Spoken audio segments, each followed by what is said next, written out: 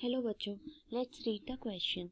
So the question says that in the biological treatment of sewage, the masses of bacteria held together by a fungal filament to form mesh-like structure is called as.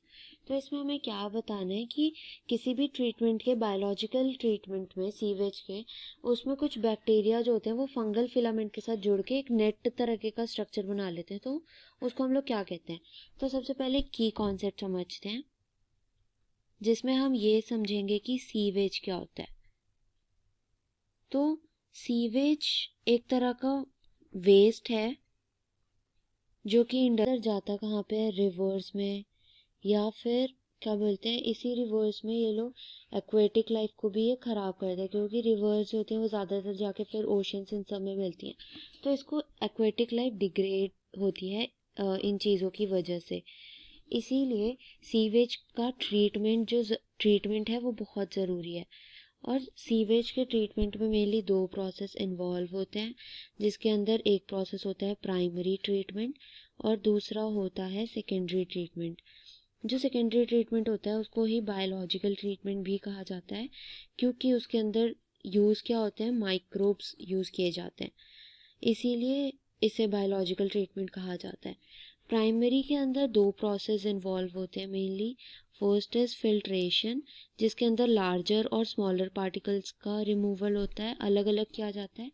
दूसरा होता है sedimentation. ऐसे particles जो कि dissolve नहीं हो सकते वो सेडिमेंट हो जाते हैं, यानी कि सेटल डाउन हो जाते हैं. उसके बाद आता है सेकेंडरी यानी कि बायोलॉजिकल प्रोसेस. ये बायोलॉजिकल प्रोसेस बायोलॉजिकल प्रोसेस जो है वो दो पार्ट्स में डिवाइडेड होता है. एक होता है एरोबिक प्रोसेस, जहाँ पे वो बैक्टीरियाज वर्क करते हैं जिन्हें ऑक्सीजन चाहिए, यानी कि ऑक्सीजन प्रेजेंट होनी चाहिए. सो यहाँ पे कौन से माइक्रोब्स वर्क करेंगे, एरोबिक. दूसरा होता है एनारोबिक प्रोसेस. यहाँ पे ऐसे माइक्रोब्स वर्क करते हैं जिन्हें कि ऑक्सीजन नहीं चाहिए, यानी कि एब्सेंस ऑफ ऑक्सीजन में वर्क करते हैं. इसके अंदर कौन से माइक्रोब्स वर्क करेंगे, एनारोबिक माइक्रोब्स. अब दो तरह के स्लज भी होते हैं. सबसे पहले यहाँ पे जो प्राइमरी में जो ट्रीटमेंट होता है उसमें जो स्लज होता है उसको कौन सा स्लज कहा जाता है, प्राइमरी स्लज. अब यहाँ पर जो स्लज यूज़ होगा यानी कि सेकेंडरी प्रोसेस में उसको क्या कहा जाएगा, सेकेंडरी स्लज. लेकिन ये सेकेंडरी स्लज दो में डिवाइडेड होता है. यहाँ पे जो स्लज होते हैं, एक जो एरोबिक माइक्रोब्स यूज़ करते हैं वो होता है एक्टिवेटेड स्लज. ये जो होता है वो सेटल डाउन स्लज होता है. और यहाँ पे जो वर्क करते हैं उसे हम बोलते हैं एनारोबिक स्लज, जिस पे एनारोबिक बैक्टीरिया जो होते हैं वो वर्क करते हैं. जो एक्टिवेटेड स्लज होता है उसके अंदर बायोलॉजिकल फ्लॉक डेवलप होता है. क्या डेवलप होता है, बायोलॉजिकल फ्लॉक. यह भी हम समझेंगे कि बायोलॉजिकल फ्लॉक होता क्या है. जिसका मेन काम क्या होता है, ये ऑर्गेनिक मैटर को रिड्यूस करता है. ऑर्गेनिक मैटर को क्यों रिड्यूस करेगा, क्योंकि सीवेज के अंदर जो वेस्ट होता है ना वो ऑर्गेनिक मैटर ही होता है. So basically this organic matter is a waste. क्या है ये, क्या है, वेस्ट है. जबकि जो हमारा ये वेस्ट रिड्यूस होने से क्या हो जाएगा, ऑक्सीजन इंक्रीज हो जाएगी. और ऑक्सीजन इंक्रीज हो जाएगी तो बीओडी डिक्रीज होगी. जबकि जो एनारोबिक स्लज है वो जो होता है माइक्रोब्स द्वारा किया जाता है, मतलब माइक्रोब्स द्वारा इसका ट्रीटमेंट किया जाता है. और ये ऑर्गेनिक मैटर के बाद जो बचता है ना उसका ट्रीटमेंट करते हैं. तो अब हम ये देख लेते हैं कि बायोलॉजिकल फ्लॉक होता क्या है. तो biological flock is basically a combination of bacteria and fungus. अब यहाँ पे जो ये फंगाई हमें पता है उसके अंदर फिलामेंट्स प्रेजेंट होते हैं.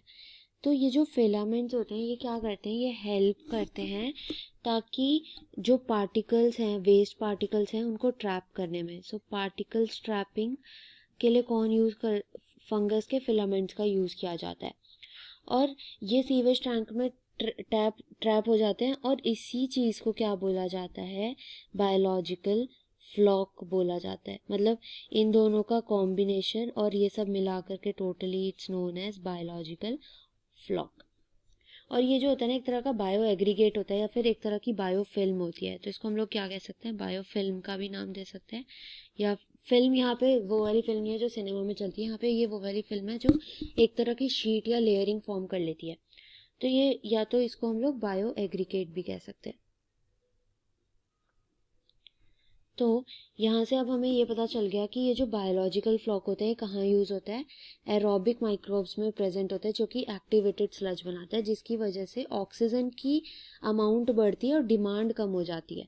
और फिर यही ऑर्गेनिक मैटर जो होता है वो एनारोबिक माइक्रोब्स में जाता है स्लज में, और इस माइक्रोब्स इसको डिग्रेड करके क्या बना देते हैं, फाइनली बायोगैस। और बायोगैस क्या होती है, एनर्जी सोर्स। तो हमारा एंड रिजल्ट क्या है, to produce energy, large amount of energy. तो यहाँ से क्या होगा, रिजल्ट क्या होगा, हमारा एनर्जी रिलीज होगी। तो अब हम लोग ऑप्शंस देख लेते हैं। तो मैश लाइक स्ट्रक्चर क्या है, एक्टिवेटेड स्लज तो नहीं है, क्योंकि जो हमारा हम यहाँ पे देख सकते हैं कि एक्टिवेटेड स्लज जो है वो बनता बायोलॉजिकल फ्लॉक की वजह से है, वो itself is not a mesh like structure. Next is हमारा एरोबिक्स प्रोसेस। एरोबिक प्रोसेस तो मैश लाइक स्ट्रक्चर्स नहीं हो सकते ना, प्रोसेस कैसे कोई स्ट्रक्चर हो सकता है। Third is flocks, yes it is correct, because जो मैश लाइक स्ट्रक्चर है वो किसकी वजह से बनता है, फंगल और बैक्टीरिया के कॉम्बिनेशन की वजह से। और एनारोबिक स्लज तो अलग ही कॉन्सेप्ट है, क्योंकि वो जाता ही मतलब एरोबिक प्रोसेस कंप्लीट होने के बाद ही एनारोबिक प्रोसेस शुरू होता है। तो हम लोग यहाँ पे लिख सकते हैं, our correct option is option C. I hope you understood. Thank you.